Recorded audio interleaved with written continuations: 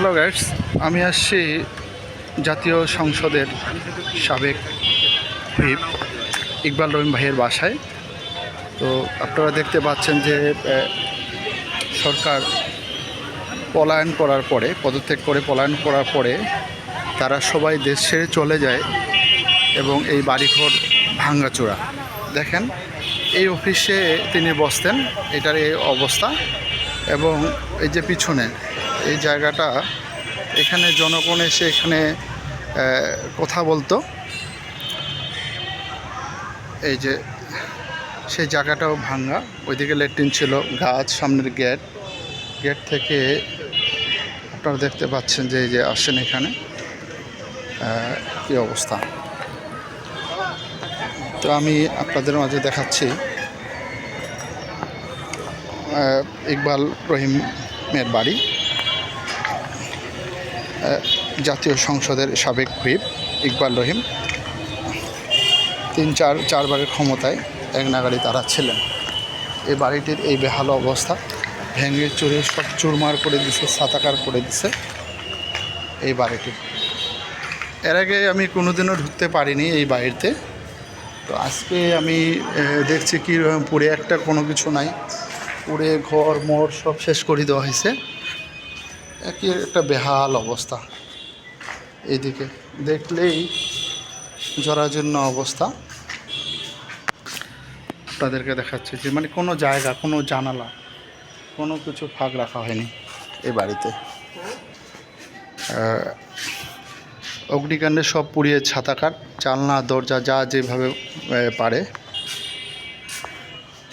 কোনো কিছু রাখা হয়নি এই বাড়িতে। অনেকগুলো কামরা আছেন এখানে, অলি গলি। এখন অনেকেই আসতেছেন, দেখে শুনে যাচ্ছেন। এরকম একটা পরিবেশ। উপরে উঠা যাচ্ছে নাকি? ভিতর দিয়ে ওনারা থাকতেন, উপর নিচ যা আছে সব।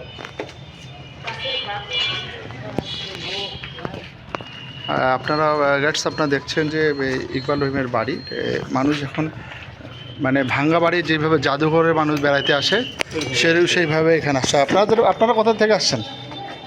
আপনারা এই দিক থেকেই সদরের লোক আসছেন। তো আপনারা দেখতে পাচ্ছেন যে মানুষের ক্ষোভ কতটা বেশি, যে মানুষ এই সেই ভাঙ্গা বাড়ি, যার কিছুই রাখা হয়নি ভিতর বাহিরের। এদিকেও একটা কামরা ছিল, এখানে মনে হয় ভিতর থেকে সাইডে নিচে যাওয়ার। ও বাথরুম গোপন আস্তানা ছিল, সব কিছু এ টু জেড।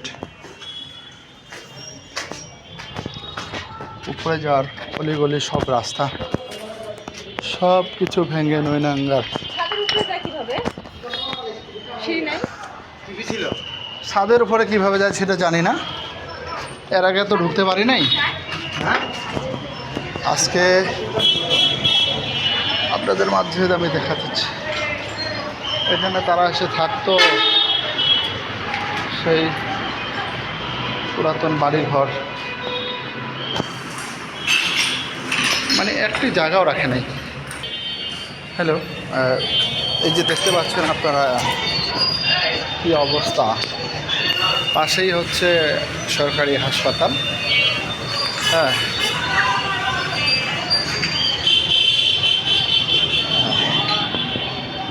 এই সেই অবস্থা, কি আর করার, কোনো কিছু করার নাই। চিরদিন কাহার সমান হয়ে যায়।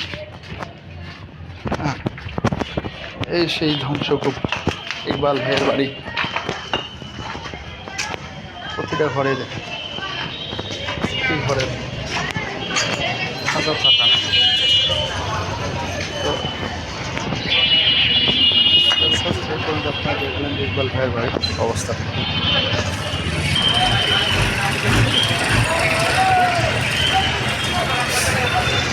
এই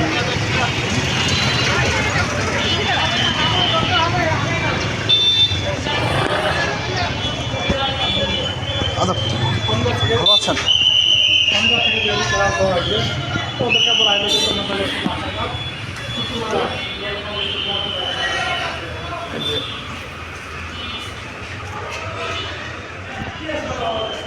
ধ্বংসযজ্ঞ ভাই কাকে বলে?